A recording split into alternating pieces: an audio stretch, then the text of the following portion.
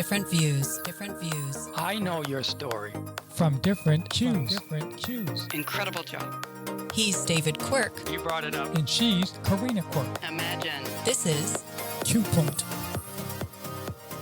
Now joining us in studio is Maine State Auditor and potential congressional candidate, Matt Dunlap. Welcome to the program. Thanks for having me. Thanks for coming in, Matt. We know you're definitely busy, that's for sure. Well, you've been making a lot of headlines lately. You know, I tell people that I really don't look for trouble because it finds me all by itself. No doubt about that. It certainly has this time. Yeah. Well, let's dig into this recent audit that has revealed major oversight issues in state contracting. Yeah, it's been a little bit bewildering to the staff because, we do this stuff every year. And sometimes we have some pretty vertical audit findings that never seem to see the light of day. And some of this has changed in law. There is a state representative a couple of years ago he was actually a CPA, put in legislation about the findings and that the way this works, we do audits every year. And we audit all major programs, especially programs that get a lot of federal funding. And this is part of what we call a compliance audit. That's the lion's share of what we do. There's lots of different kinds of audits. So you have like performance audits, tax audits, financial audits. We don't do tax audits. We don't do performance audits, but we do financial and compliance. So the compliance audits is what is referenced to these findings that have gotten into the news. And to put it simply, when the federal government hands down resources for the state to make use of to fulfill a lot of federal goals, say Medicaid, for example, they come with criteria. This is how you're supposed to spend it. And what we do is we match up the criteria to the condition that we find things in, and we test for deviations. So when we find deviations that maybe exceed a certain threshold, we may issue a finding of, say, in this case, a material weakness, which is really pretty bad. That means that you may not detect something going wrong before it happens, may not be able to prevent it. And for people who are in the world who don't know anything about this business, I worked in food service for 20 years. And so I think everybody kind of understands a little bit about how a restaurant works. My parents had a small business and they didn't have a cash register. This is back in the 50s, 60s, Sure. 70s. They had a cigar box. That's where the money was. Oh, yeah. And my father smoked White Owl cigars. A lot of businesses still use something of a cigar box, petty cash, right? Now, let's just say you have that restaurant and you have that box full of cash and you don't do your deposit. You just leave the cash in the box and then you leave it on top of the bar and you don't lock the front door and you leave the lights on all night. Now, we would probably say that's a risk, all right? That doesn't mean someone is stealing. It just means it makes it easier for them to steal. So what we found in this particular finding that became so public so quickly, we do sampling. We don't test every single contract. There's literally thousands of contracts that the state manages, but the total value of those contracts is what's gotten everyone's attention, $2.1 billion. And a media source put it out there that the state was misspending $2.1 billion.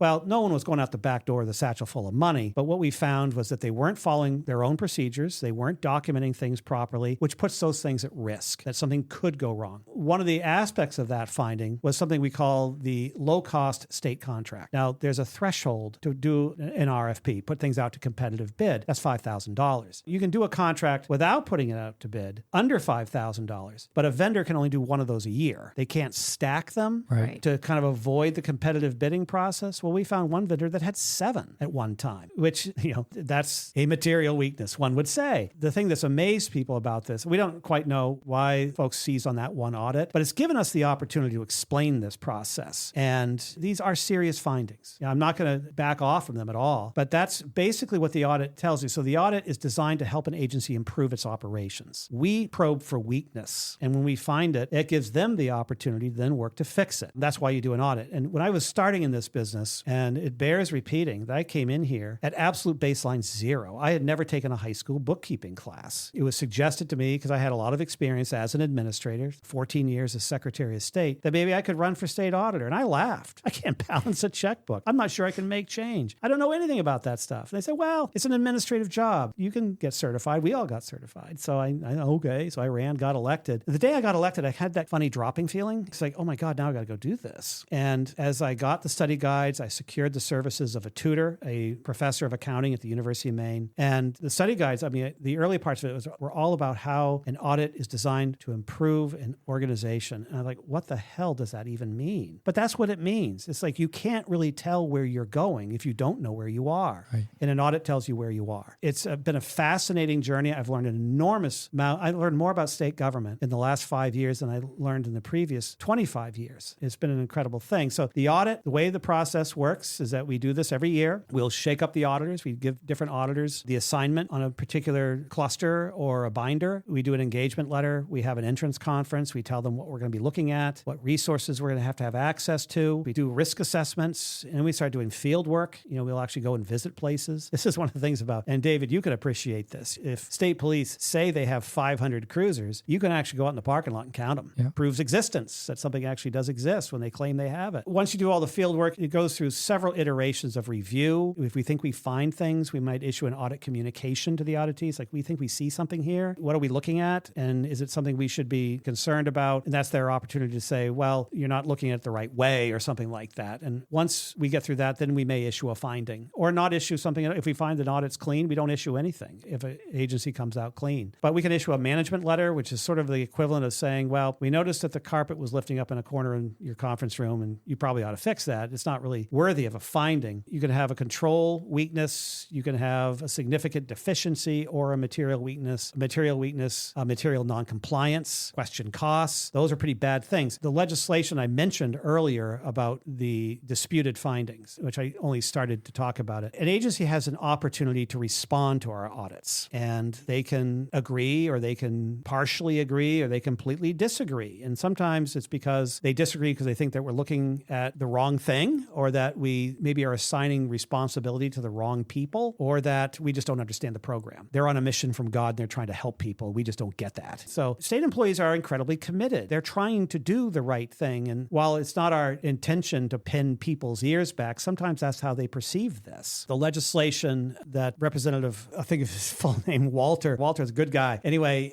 he put in a resolve initially to have us bring disagreements and a lack of corrective action plans to oversight committees. Legislators only know what they're told. And people who are in the legislature jump on a surfboard and they're going down a raging river for 8 years. They don't really have time to do a lot of their own research. So sometimes they find out about things almost by accident. And the poster child for this particular legislation was a series of findings that were issued by the office long before I got there, involving Riverview Psychiatric. And they had been decertified by the federal partner, the CMS, that did all the certification, but they continued to draw down sizable amounts of federal grants to run Riverview. And the auditors at the Office of the State Auditor said that that is a risk. You need to get that certification thing straightened out. And they disagreed with us. They disagreed with us for like 4 or 5 years. They said, no, our attorneys say that we're in good shape. We don't need to worry about the certification. That's a separate issue. We're trying to take care of people. Well, the federal government, after a few years, ceased being amused by this situation and sent the legislature a bill for $82.5 million,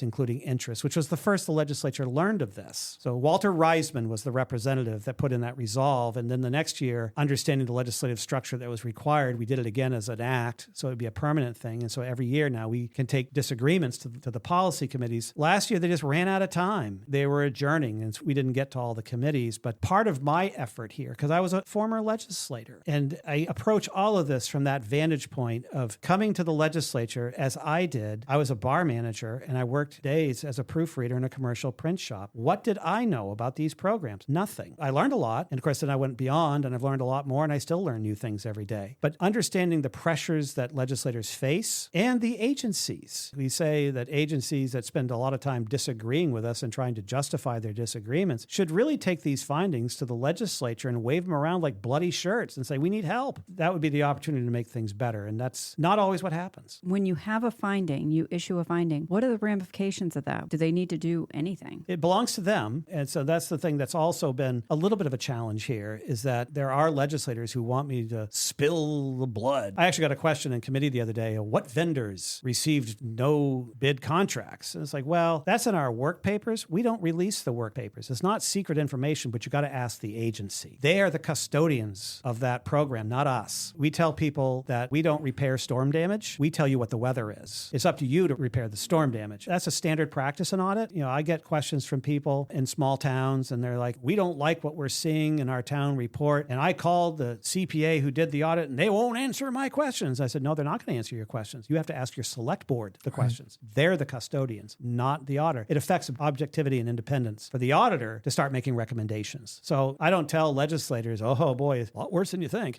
No, this is the audit. This was a process we went through. If you have questions about procurement, you need to talk to the procurement officer. And I think they're starting to do that work now. Oh, interesting. How big is your team? We have 37 positions, so it's a relatively small office. We have a lot of CPAs. We have CIAs, which is my certification, which is for an internal auditor. Certified information systems auditors. We have a couple of certified fraud examiners. Periodically, we get a certified management accountant or two. It's actually one of our best principal auditors has no certification at all. She's just really, really good at it. So the certifications may be required for advancement, or in my case, to have the job at all. But we hire a lot of people off the street. We have a really sharp class of staff auditors we've just brought in this year, including one woman who was a police dispatcher before she worked for us. And she's just great at what she does. It's an eclectic bunch. So what you hear most talked about is the Bangor Daily News getting some money. Well, and that's a different element of it. We did not question any of the costs. We did question the processes. You had situations where an invoice was issued and paid, and then they signed and post-dated a contract. And that's not the way they should be doing things. I presented all this to appropriations. It was one of the first committees I went to after this became very, very public. And Representative Holly Stover, I think, brought some human perspective to it because she used to work for Human Services. And she said, I can remember plenty of times, 4:45 on a Friday afternoon, running across the street and up the hill to take something to the State House to get the governor to sign it before 5 o'clock. So as I tell legislators and the public, this is something I learned as a proofreader, not as an auditor. I had a degree in literature, so I wasn't a grammarian, but I knew how to spell.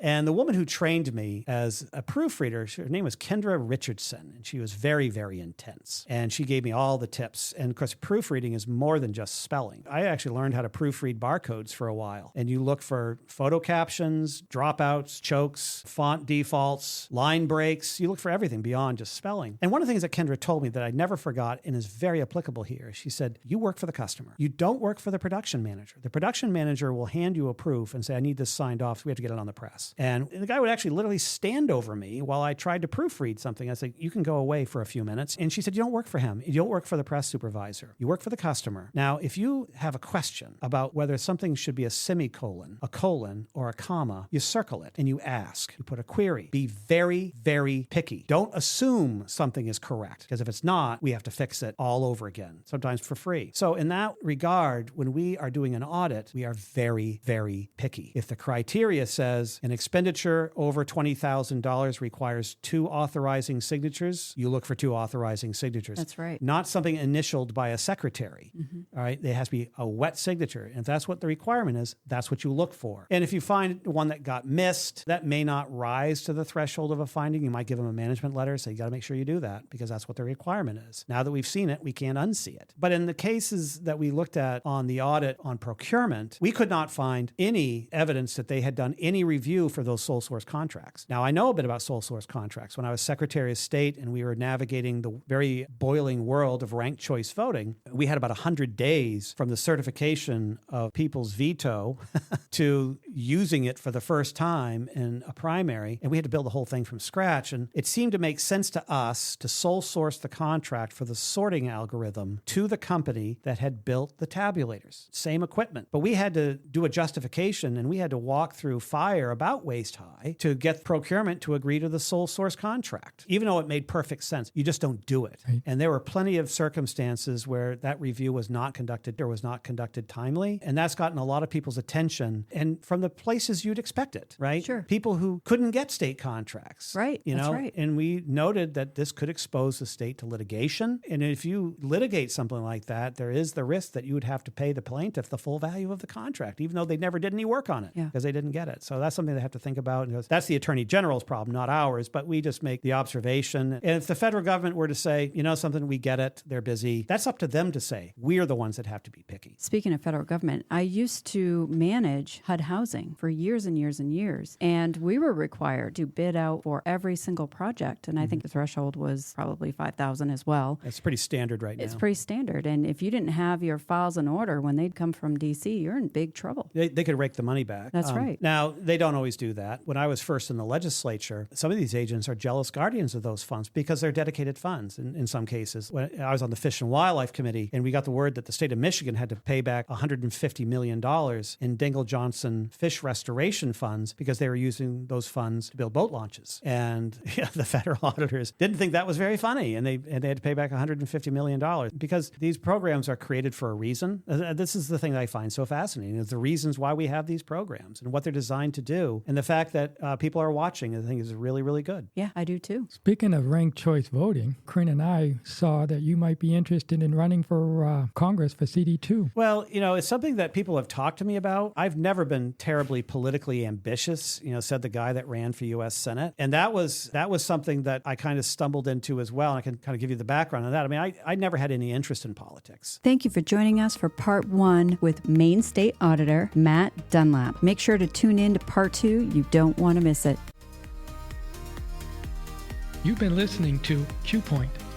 Follow us at qpointpodcast.com or on your favorite streaming app.